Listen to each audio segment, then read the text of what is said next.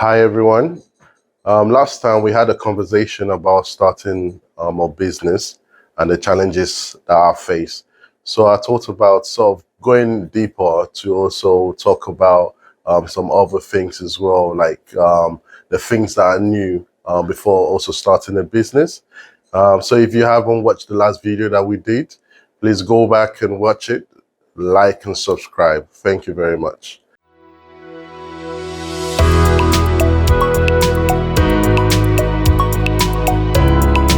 All right, now coming back into the main topic of today. So I was thinking about the five things that I wish I knew before starting a recruitment business.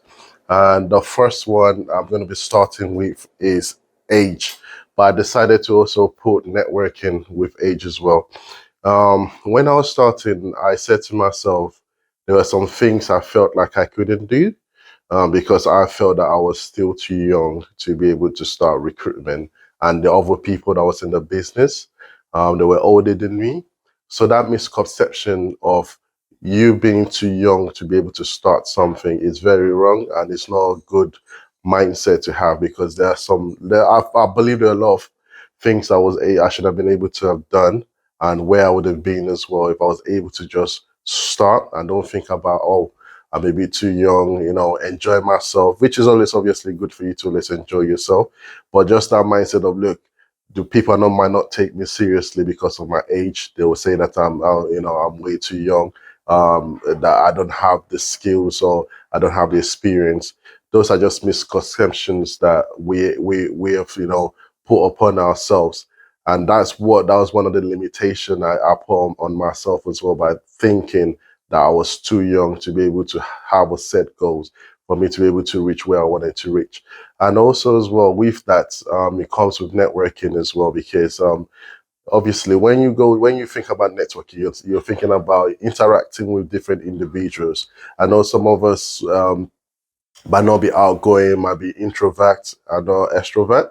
But there are sometimes, especially in business, you don't need to think about, look, people might not speak with me because they feel like I'm too young, or that means I lack experience in the certain field that they might want to be talking about. But there's a reason why you have started a company, and you have started a company because you have that expertise in that company. So when you do go out to network, stop thinking about, oh, would people want to talk to me, or would I want to talk to people because of my age, or because of my inexperience?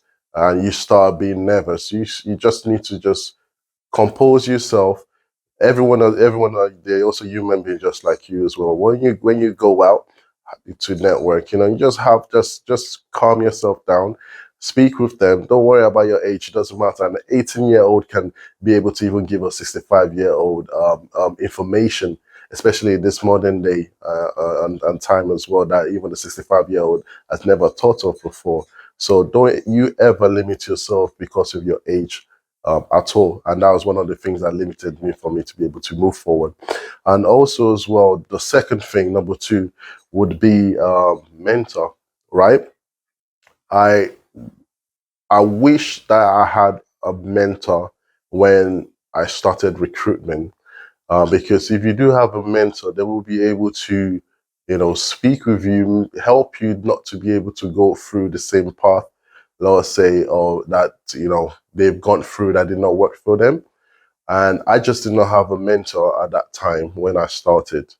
I hope that when everyone else starts, that they should be able to look for mentors for themselves, because it just helps you a lot more to get things done quicker, to get more information from the right source.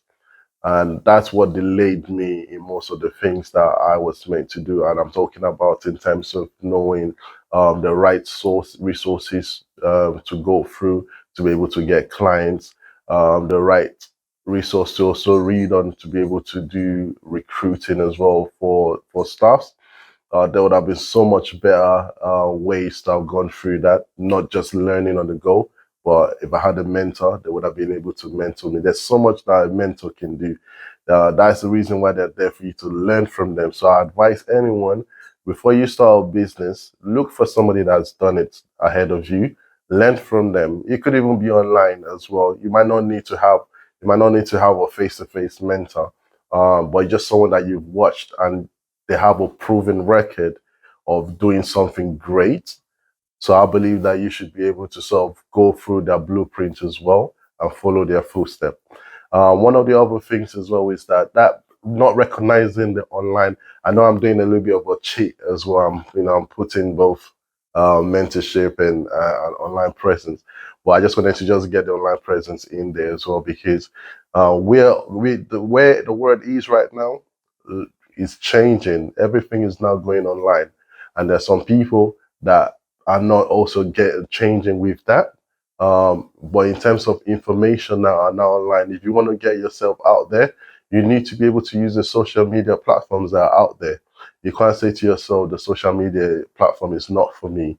It's not going to work because if you do not know how to be able to use those social media platforms, you'll not be able to reach as much audience as you're meant to. And you just don't want to, you just don't want to be local, using like newspapers.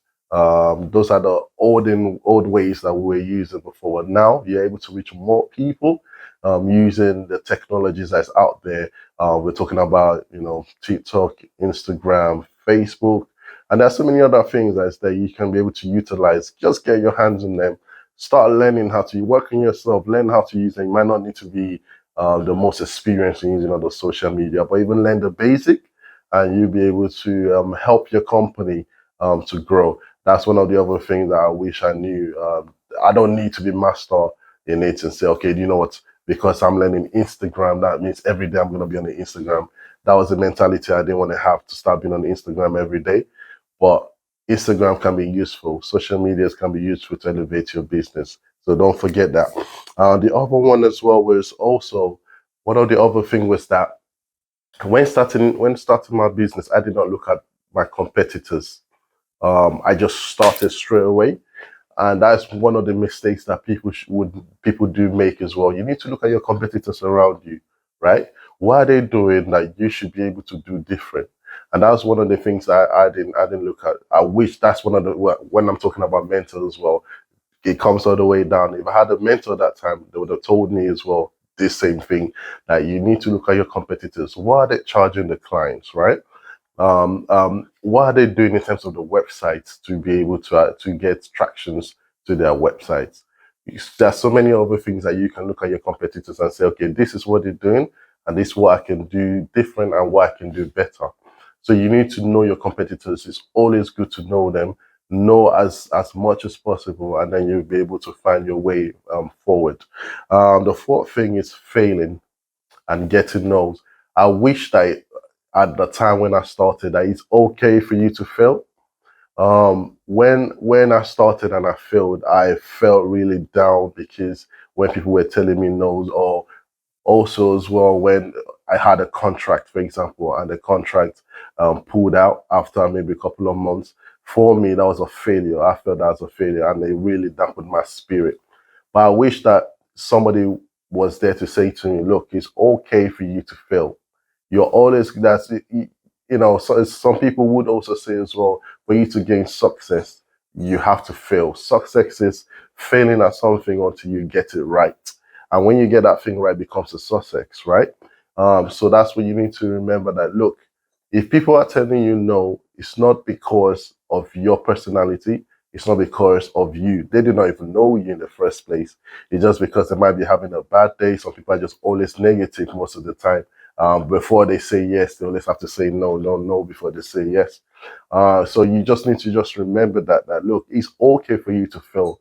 So far that you're able to stand up on your feet, learn from your mistake, and be able to move forward, then you can always fail. You learn from it. But if you stay in the same place, then that's when you become a failure, basically. But if you are able, as someone said to me one time as well, that if you are, even when you fall, so far you're able to look up when you fall, then you're able to stand up. So even wherever you're going through, if you do fall, stand up and keep pushing. It's not a bad thing if you fail. Your life is not over if you fail. You can keep moving you can keep pushing. I wish someone told me that, and that's what I'm telling you today as well. And the last thing, that's number 5, that I would say is consistency. So many people in this business as well, they lack that consistency factor, right? Some of them might start a business and the first 3 months to 6 months might be very difficult, but they just lack that experience and that conviction for them to say, do you know what? It doesn't matter what is going on. I'm just going to keep on going through this. Look, people are not out there to just give you the things that you need, right? They wouldn't say, oh, because you have, okay, you've got kids or you have bills to pay, all right, come and take this. And because because you need to pay for your bills, right? They're not there for you. They're not waiting for you to be giving out money. You need to show your value. How do you show your value? Is continuous working on your craft, continuous working on your skills, right? That means consistency, doing the things that you feel that, okay, that you're doing well or you're doing right. Continue doing those things. And in 3 months, you might not see the difference. 6 months, you might not see. But if you continue doing what you're doing, you fall down, as I say, you stand up, they push you to the wall, you break the wall and keep moving. One day you're gonna have a breakthrough, but it's just the consistenciness of things that would keep you moving forward. But if you do not have that, if you don't have that spirit of conviction to know that this is what I want to do, this is the business that I want to start. I know it's gonna be hard. I know that a lot of people are not just gonna be saying yes to me, and I'm gonna have to fight for things. Then definitely the world will give you what you deserve so far that you put in the work. But if you don't put in that work and show that consistency, you show the consistency in your skills, developing yourself, um, developing the things that your experience as well. If you don't do all those things, then you're not going to have that consistent method to be able to push your business forward. So for me, that's the 5 things that I wish that I learned or someone, showed me when I was about starting my business, and even when I started my business the first 3 months to 6 months. And I hope that this helps you as well moving forward. Yeah, that's my time, and I hope you enjoyed this segment. Thank you very much for your time. Take care.